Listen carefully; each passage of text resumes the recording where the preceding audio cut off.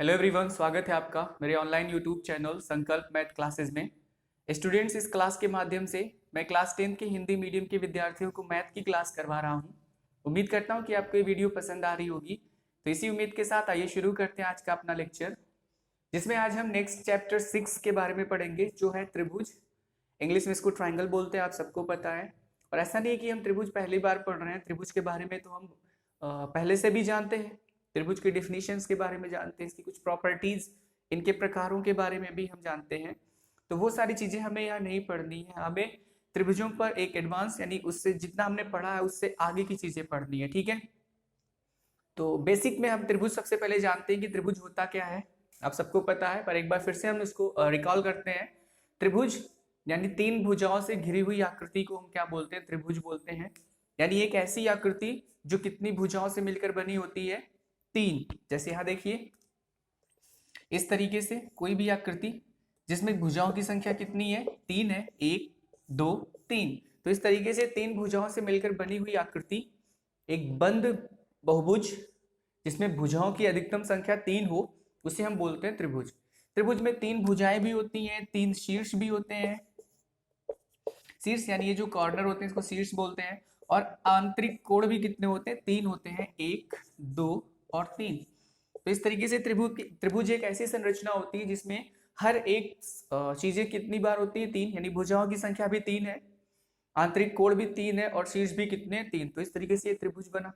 इनके प्रकारों में भी हमने पढ़ा है न्यून कोण, अधिक कोण, समकोण, त्रिभुज, और भुजाओं के आधार पर समबाहु, विषमबाहु, समद्विबाहु, ये सारी चीजें हमने पढ़ा हुआ है, ठीक है। अब हम क्या पढ़ेंगे इसके बाद? क्लास 9th में हमने क्या पढ़ा था? ये तो त्रिभुजों की डिफिनीशन होगी, त्रिभुज किसे कहते हैं, उनके प्रकार क्या होते हैं। फिर हमने त्रिभुजों की समरूपता के बारे में पढ़ा। त्रिभुजों की समरूपता, समरूपता, समरूप, सिमिलर, इंग्लिश में सिमिलर बोलते हैं। तो समरूप, सम माने बराबर, रूप यानी दिखने में, यानी एक जैसे दिखने में। अगर कोई संरचना एक जैसी दिखती है, आकृति कोई एक जैसी दिखती है, तो वो क्या होती है? समरूप होती है, ठीक है। त्रिभुजों की समरूपता, इसका क्या मतलब है? त्रिभुज दो या फिर दो से ज्यादा त्रिभुजों का समूह समरूप कब होते हैं? समरूप कब होते हैं? हमने 9th में पढ़ा है। पहली चीज, जब वो फॉलो करें, यानी सभी जो संगत कोण हैं, सभी संगत कोण वो क्या हो? बराबर हो, बराबर हो। यानी जितने भी त्रिभुज हैं उनमें से संगत कोण है। संगत किसे बोलते हैं? जैसे मान लीजिए एक त्रिभुज हमारे पास एबीसी है, दूसरा त्रिभुज मान लीजिए हमारे पास डीईएफ है, डीईएफ, ठीक है। संगत का मतलब संगत, यानी एक जैसे स्थानों पर आने वाले। जैसे ए के संगत डी हुआ, बी के संगत ई, सी के संगत कितना? एफ। तो त्रिभुज ए बी सी है, और ये त्रिभुज क्या है? डीईएफ है। ये समरूप का निशान होता है। अगर ये समरूप है, अगर ये समरूप है तो सभी संगत कोण क्या होंगे? बराबर होंगे। किसी भी समरूप त्रिभुज के संगत कोण क्या होते हैं? आपस में बराबर। और साथ ही साथ दूसरी कंडीशन जो फॉलो होती है वो ये होती है कि संगत भुजाओं का अनुपात जो होता है एक समान होता है। या इसी को बोल सकते हैं कि भुजाएं जो होती हैं, संगत भुजाएं, वो समान अनुपातिक होती हैं, यानी एक समान इनका अनुपात होता है। तो ये दो शर्त जो है वो किसी भी समरूप त्रिभुज के लिए या त्रिभुजों के लिए बोल सकते हैं, क्योंकि इस तरीके से कोई भी त्रिभुज खुद का समरूप तो होता ही है, तो त्रिभुज के लिए। और जब एक से ज्यादा त्रिभुजों में हमें वही शर्त अप्लाई करनी होती है, लगानी होती है, तो फिर हम बोलते हैं त्रिभुजों के लिए, ठीक है। तो किसी भी या किन्हीं भी त्रिभुजों के लिए समरूपता का सिद्धांत अगर फॉलो हो रहा है, अगर कोई भी दो त्रिभुज समरूप है, तो फिर उनके संगत कोण बराबर होंगे, संगत भुजाओं का अनुपात एक समान होगा, ठीक है। ठीक, संगत भुजा जैसे ए बी की संगत डीई, ए सी के संगत डी एफ, बी सी के संगत ई एफ, तो इनका अनुपात यानी ए बी और डीई का अनुपात बराबर होगा ए सी और उसके संगत है डी एफ, इसके अनुपात के बराबर होगा बी सी और इसके संगत ई एफ के अनुपात के। तो इस तरीके से, और ये सारी चीजें हमने पिछली कक्षाओं में यानी क्लास 9th में और उसके पिछली कक्षाओं में भी हमने सब चीजों को देखा है, ठीक है। अब हम क्लास 10th में चैप्टर 6 में ये सारी चीजें एज अ बेसिक यूज करेंगे, यानी ये सारी चीजें बेसिक के फॉर्म में सारी चीजें आएंगी सवालों में। पर जो हमें पढ़ना है वो एक प्रमेय से स्टार्टिंग होगी, प्रमेय 6.1, वहां से हम इसको पढ़ना शुरू करते हैं। तो चलिए सबसे पहले देखते हैं कि वो प्रमेय है क्या। हम उस प्रमेय के कथन को पढ़ेंगे, उसे समझेंगे, फिर उस कथन को फॉलो करते हुए उसे प्रूफ करने यानी उसे सिद्ध करने की कोशिश भी करेंगे। ठीक है, तो चलिए देखते हैं कि वो प्रमेय है क्या। प्रमेय 6.1 यानी 6.1। 6.1 का मतलब 6 इसमें चैप्टर का नाम होता है, चैप्टर 6, और 1 यानी जो पहला थ्योरम इस चैप्टर का पहला थ्योरम, तो 6.1। अब देखिए कथन क्या है, बोला यदि किसी त्रिभुज की एक भुजा के समांतर, यदि किसी त्रिभुज की एक भुजा के समांतर, यदि किसी त्रिभुज की एक भुजा के समांतर अन्य दो भुजाओं को भिन्न भिन्न बिंदुओं पर प्रतिच्छेद करने के लिए, अन्य दो भुजाओं को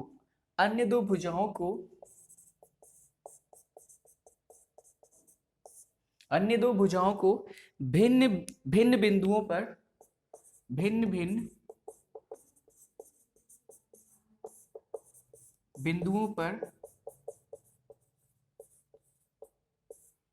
बिंदुओं पर प्रतिच्छेद करने के लिए एक रेखा खींची जाए, करने के लिए एक रेखा खींची जाए। ठीक है, यदि एक रेखा खींची जाए तो ये अन्य दो भुजाएं एक ही अनुपात में विभाजित हो जाती हैं। तो ये अन्य दो भुजाएं जो हैं वो क्या होती हैं, अन्य दो भुजाएं एक ही अनुपात में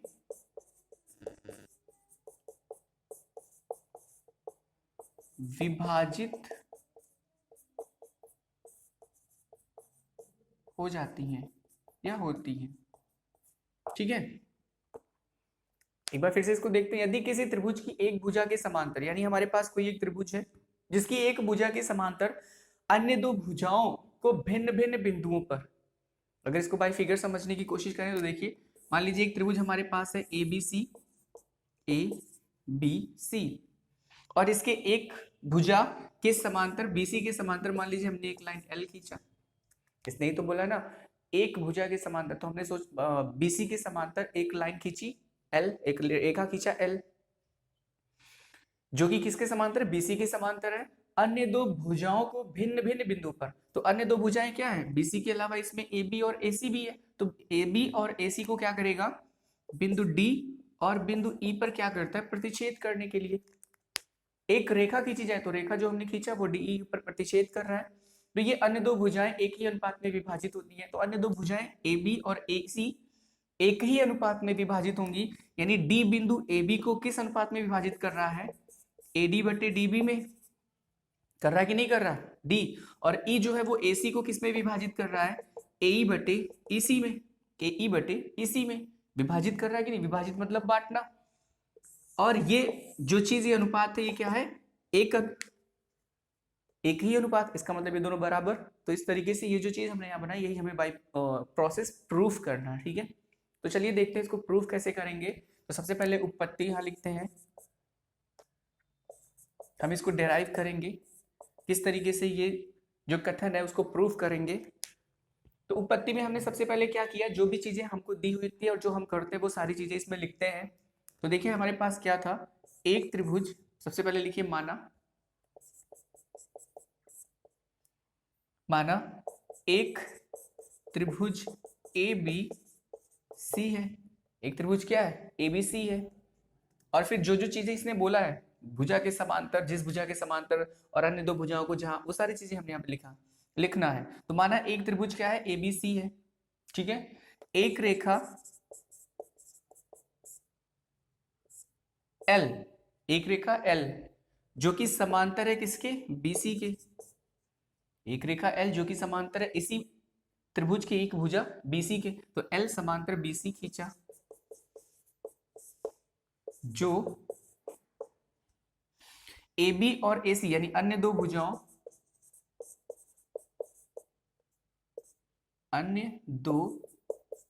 भुजाओं, ध्यान से समझिएगा, AB एवं AC को D और E पर, किस पर, क्रमशः D और E पर लिखिए, क्रमशः D और E पर क्या करता है, प्रतिच्छेद करता है। तब सिद्ध क्या करना है, क्या सिद्ध करना है कि ये जो D बिंदु है वो AB को यानी AD बटे DB, AB को जिस अनुपात में विभाजित करता है तो वो AD बटे DB है, और E बिंदु AC को AE और EC के अनुपात में विभाजित करता है तो AE बटे EC, ये बराबर होंगे। यही आपको क्या करना, सिद्ध करना। ठीक है, देखिए ध्यान से इस कॉन्सेप्ट को हम सीखते हैं क्योंकि इसकी इंपॉर्टेंस दो जगह है। एक तो एग्जाम्स में ये डायरेक्टली आपसे पूछ लिया जाता है, कई बार कथन दे दिया जाता है और इसका प्रूवन पूछता है कि सिद्ध कीजिए कि इस कथन को। कई बार ऐसे भी आता है, आप प्रीवियस ईयर के क्वेश्चंस को अनसॉल्व में देखेंगे तो आपको ये क्वेश्चंस कहीं ना कहीं मिलेगा। दूसरी चीज ये है कि जब हम सवालों को सॉल्व करेंगे तो उसमें बाय कॉन्सेप्ट ये चीजें तो अप्लाई होंगी ही होंगी, तो इसका इंपॉर्टेंस जो है वो दुगना हो जाता है। इसीलिए हमें इस पर ज्यादा फोकस करना है ताकि कहीं से भी क्वेश्चंस बने तो हमसे मिस्टेक ना हो। ठीक है, तो ये चीज हमें प्रूव करना है कि AD बटे DB बराबर AE बटे EC होगा। तो चलिए करते क्या है, सबसे पहले यहाँ पर हम देखिए रचना एक करते हैं। रचना, ये सारी चीजें आपको बाई कॉन्सेप्ट से चलना ही चलना है, थोड़ा लेंदी प्रोसेस होगा पर बहुत इंपॉर्टेंट है इसलिए आपको समझना है। ठीक है, इसमें रचना में हम करते क्या है कि BE और DC को ज्वाइन कर देते हैं यानी मिला देते हैं, साथ ही साथ D से AE पर या AC, AE और AC तो एक ही रेखा के फॉर्म में लिखे हुए हैं, तो AC पर एक लंब ड्रा करते हैं, मान लीजिए DM है, और E से AB पर एक लंब खींचते हैं और इसका नाम देते हैं EN। ठीक है, ये रचना है। आप प्रैक्टिस करेंगे तो धीरे धीरे आपको समझ में आएगा कि इस तरीके से क्यों चीजें की जाती हैं। देखिए AD बटे DB और AE बटे EC, हमको AD DB AE और EC ये सारी चीजें चाहिए कि नहीं चाहिए, तभी तो हम प्रूव कर पाएंगे। और इन सब चीजों को फाइंड करने के लिए ये सारी चीजें यहाँ पर करना बहुत जरूरी है, क्योंकि ये सब चीजें निकल कर आएंगी कैसे, अभी हम बाई प्रोसेस इसको करते हैं, आप समझ जाएंगे। तो रचना में हमने किया क्या, BE एवं CD को मिलाया। ठीक है, BE एवं CD को मिलाया तथा DM लंब है किस पर, AC पर, एवं EN लंब किस पर, AB खींचा। तो ये इतनी रचना हमने की। ठीक है, यानी हमने BE और CD को ज्वाइन कर दिया, मिला दिया, और D से AC पर DM लंब और E से AB पर EN लंब खींचा। ठीक है, तो इस तरीके से हमने यहाँ पर चीजें अप्लाई की। अब देखिए आगे क्या करेंगे, हम इसको हटा देते हैं, आगे हम क्या करेंगे वो अब सीखते हैं।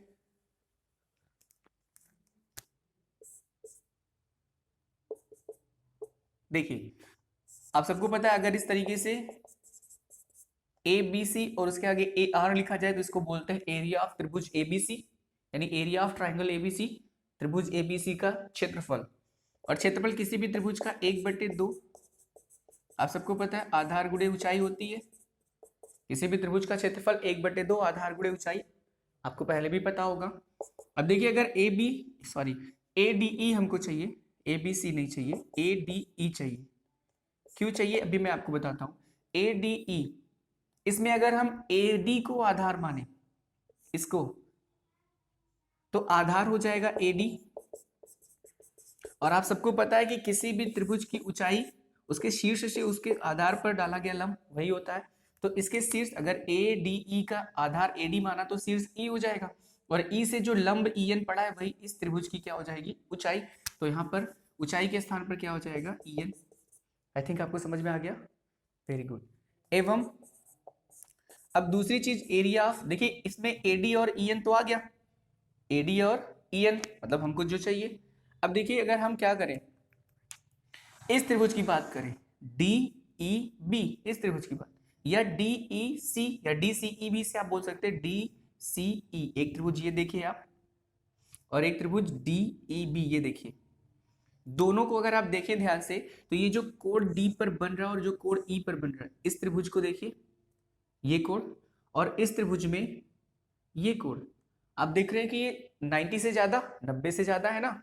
अब खुद ही ध्यान दीजिए, 90 से ज्यादा दिख रहे हैं कि नहीं दिख रहे हैं। तो कोई भी त्रिभुज जिसमें कम से कम अधिक से अधिक एक कोण जो है वो 90 अंश का है, सॉरी 90 से ज्यादा है, अधिक कोण, तो इसको बोलते हैं अधिक कोण त्रिभुज। क्या बोलते हैं, अधिक कोण त्रिभुज। बोलते कि नहीं बोलते, आप सबने डिफिनीशन पढ़ी होगी। और अधिक कोण त्रिभुज की अगर ऊंचाई हमें निकालनी हो, ऊंचाई, तो हम क्या करते हैं, आधार वाली भुजा को आगे बढ़ाते हैं और शीर्ष से जो बचा हुआ शीर्ष है उससे इस पर क्या डाल देते हैं, लंब, और यही हो जाती है इसकी ऊंचाई। तो इस तरीके से जब आपने इस कॉन्सेप्ट को देखा तो आपको ये लग रहा होगा कि जो लंब होता है किसी भी अधिक कोण त्रिभुज का, वो अधिक कोण त्रिभुज के बाहर बनता है कि नहीं। देखिए तो यही कॉन्सेप्ट है कि किसी भी अधिक कोण त्रिभुज का जो लंब होता है उसके किसी शीर्ष से उसके आधार पर जो डाला गया लंब होता है वो उस त्रिभुज के कहाँ होता है, बाहर। ऐसे अगर इसमें देखिए डी ई बी त्रिभुज के लिए, डी ई बी अधिक कोण है तो ये अधिक कोण त्रिभुज होगा कि नहीं होगा।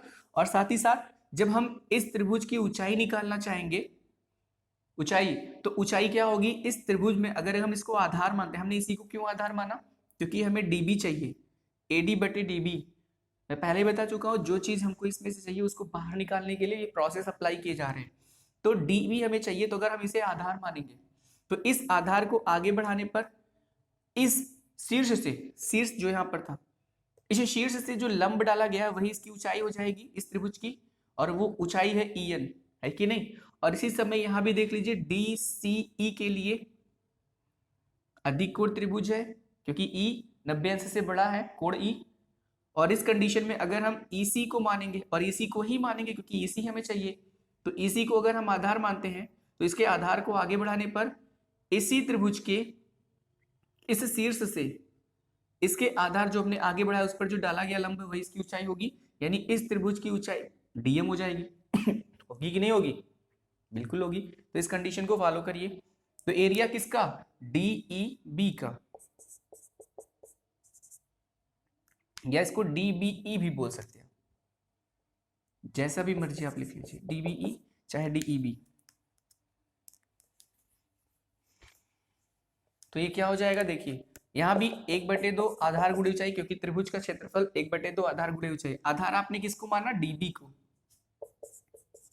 अगर आधार आपने DB को माना तो इसके लिए ऊंचाई क्या होगी इस त्रिभुज की, EN होगी। आप सबको पता चल गया होगा। या अगर हम इसको और इसको विभाजित कर दें, क्योंकि हमें क्या चाहिए, हमें AD/DB चाहिए, तो बटे लाने के लिए भाग करना पड़ेगा, तो हम इन दोनों को भाग कर देते हैं। यानी त्रिभुज ADE का क्षेत्रफल बटे त्रिभुज DBE का क्षेत्रफल, ये बराबर होगा 1/2 AD गुणे EN बटे 1/2 DB गुणे कितना, EN। अब जो चीज कैंसिल हो रहा है उसको काट दीजिए, EN से EN कट जाएगा, 1/2 से 1/2 बचा गया AD/DM, और इसी को मान लीजिए समीकरण 1। यहाँ DB है नॉट DM, DB है, ये DB, ये मान लीजिए समीकरण 1। अब पुनः इसी तरीके से क्या करिए, एक बार फिर से एरिया लिखिए किसका, ADE का, पर अब की बार आधार, यहाँ देखिए आधार हमने क्या माना था, आधार हमने AD को माना है, और यहाँ आधार किसको माना है, यहाँ आधार हमने DB को माना है। उसी तरीके से अगर अब की बार इस त्रिभुज का क्षेत्रफल निकालें और आधार AE को मान लें, तो अगर आधार AE को मानेंगे तो ऊंचाई क्या हो जाएगी, इस पर जो इससे डाला गया लंब यानी DM, तो फिर क्या हो जाएगा AE गुणे DM, और यहाँ हमने आधार किसको माना है, आधार हमने माना है ए को, ठीक है, इस तरीके से। एवं अगर हम एरिया निकालना चाहें किसका, डी सी ई का, डी सी ई का क्यों निकालेंगे, क्योंकि डीसी में ही तो ईसी आएगा, अगर उसको आधार मानेंगे तो ये हो जाएगा 1/2। आधार अगर हमने ईसी को माना तो ऊंचाई ईसी के आधार को आगे बढ़ाने पर जो ये डीएम वही ऊंचाई होगी, यानी डीएम। यहाँ हमने आधार किसको माना है, आधार माना है ईसी को, ठीक है। तो इस तरीके से आपको ये चीज समझ में आ गया। अब हम करेंगे क्या, भाग कर देते हैं, इसे ऊपर से हटा देता हूं। अब हम क्या करते हैं, या इन दोनों का भाग करेंगे तो एरिया किसका, ए डी ई, और किसका, एरिया डी सी ई, बराबर हो जाएगा 1/2 गुणे आधार है यहाँ ए ई गुणे डी एम, और बटे 1/2 ई सी गुणे डी एम। यहाँ भी जो चीज कैंसिल हो रहा है उसको कैंसिल कर दीजिए तो बचेगा ए ई और बटे कितना, ई सी। ये समीकरण नंबर हो गया 2। अब देखिए, अगर कोई ऐसे लॉजिक हमारे पास आए जिससे हम ये प्रूव कर पाए कि समीकरण 1 और समीकरण 2 आपस में बराबर हैं, तो जो अभीष्ट उद्देश्य है हमारा इस कथन को सिद्ध करने का वो पूरा हो जाएगा, क्योंकि इन्हीं दोनों को तो बराबर प्रूव करना है और ये हम प्रूव कर पाएंगे। अब इसके लिए हमें एक थ्योरम और याद करनी पड़ेगी जो हमने पिछले ही कक्षा में पढ़ी हुई है। उसमें हमने ये पढ़ा है कि जब भी किसी दो समांतर रेखाओं के बीच, यानी मान लीजिए एल और एम के बीच समान आधार पर, मान लीजिए ये कोई आधार है आपका पी क्यू, तो समान आधार पर बने हुए सभी त्रिभुजों का क्षेत्रफल जो होता है वो क्या होता है, बराबर।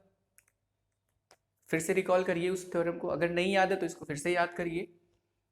किसी भी दो समांतर रेखाओं के बीच, किन्हीं भी दो समांतर रेखाओं के बीच समान आधार पर बनने वाले समस्त त्रिभुजों का जो क्षेत्रफल होता है वो क्या होता है, बराबर। ठीक है, ये फैक्ट, ये सिद्धांत है। अब इसी को यूज करके हम इसमें देखें तो DE, आपकी ये जो लाइन यल है वो BC के समांतर, ये तो सबसे पहले हमने लिखा क्योंकि कथन में ही बोला गया कि किसी एक भुजा के समांतर, तो यल जो है वो BC के समांतर है, और DE जो है वो यल पर ही तो है। DE किस पर है, यल पर ही तो है। इसका मतलब अगर यल समांतर है BC के तो DE भी समांतर होगा BC के। उस कंडीशन में देखिए DE जो है अगर समान आधार बराबर है, क्योंकि इस त्रिभुज का भी आधार यही है और इस त्रिभुज का आधार भी यही है, तो समान आधार, और दो समांतर रेखाओं के बीच में बने हुए त्रिभुज हैं कि नहीं है, कौन से, DEB या DBE और DCE, ये त्रिभुज, ध्यान से देखिए, ये वाला त्रिभुज और ये वाला त्रिभुज,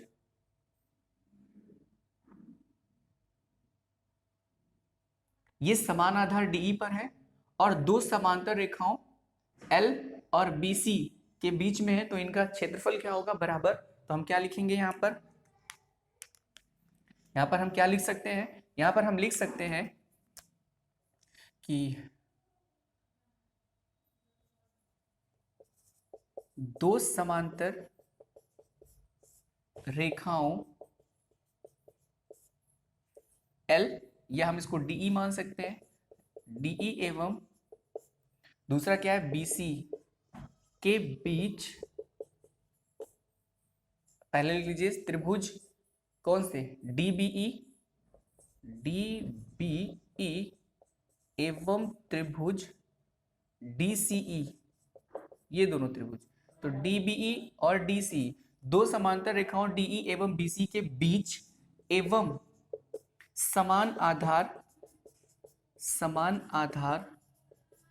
कौन सा समान आधार है, DE पर बने हैं, अतः बाय थ्योरम इन दोनों का क्षेत्रफल यानी DBE का क्षेत्रफल और DCE का क्षेत्रफल,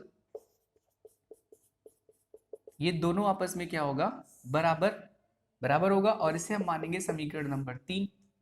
ठीक है, ये चीज पहले से हमने लिखी हुई है, मिटा के हमने उसके ऊपर लिखा था। ठीक है, तो इस तरीके से अब ध्यान से देखिए, समीकरण 1, समीकरण 2 और समीकरण 3 को अगर ध्यान से देखिए तो समीकरण 1 और समीकरण 2 का जो अंश है लेफ्ट हैंड साइड यानी बाएं पक्ष में जो अंश है उसमें ADE त्रिभुज का क्षेत्रफल, ADE त्रिभुज का क्षेत्रफल, यानी अंश तो बराबर है क्योंकि त्रिभुज एक है तो उनके क्षेत्रफल भी तो समान होंगे ना।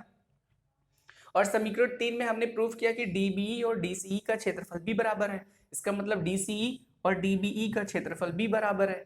अब अगर अंश आपस में पहले से बराबर थे, हर अभी अभी हमने प्रूफ किया कि बराबर है, तो ये जो भिन्न है अनुपात त्रिभुज ADE और DCE के क्षेत्रफल का अनुपात और ADE और DBE के क्षेत्रफल का अनुपात ये आपस में क्या होगा, बराबर हो जाएगा ना, क्योंकि किसी बराबर संख्या में अगर बराबर संख्या से भाग की जाती है तो मिलने वाली संख्या भी क्या होती है, बराबर होती है, आपको पता है कि नहीं। तो इस तरीके से ये बराबर है।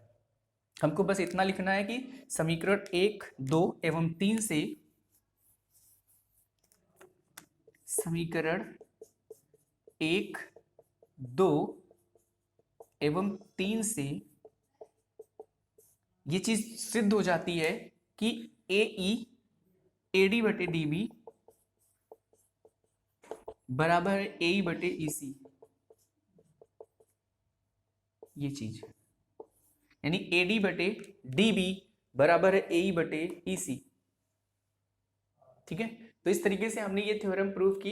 ये बहुत ही इंपॉर्टेंट थ्योरम है, एक बार फिर से मैं आपको बता दूं, एग्जाम के पॉइंट ऑफ व्यू से तो बहुत इंपॉर्टेंट है, क्योंकि कथन में भी आपसे डायरेक्टली क्वेश्चंस के फॉर्म में पूछ सकता है कि इस कथन को प्रूफ करिए, सिद्ध करिए, और दूसरे सवालों में इसका इस्तेमाल तो तय है। ठीक है, तो इस तरीके से आप इस पर फोकस करिए, एक दो बार इसकी प्रैक्टिस करिए और अच्छे तरीके से इसको कंप्लीट कर लीजिए। ठीक, बाकी के जो टॉपिक्स हैं और जो एक्सरसाइज है वो हम नेक्स्ट के वीडियो में देखते रहेंगे। अगर आपको ये वीडियो पसंद है इस वीडियो को लाइक करिए, शेयर करिए, सब्सक्राइब भी करिए। मिलते हैं अपने नेक्स्ट वीडियो में, तब तक के लिए धन्यवाद।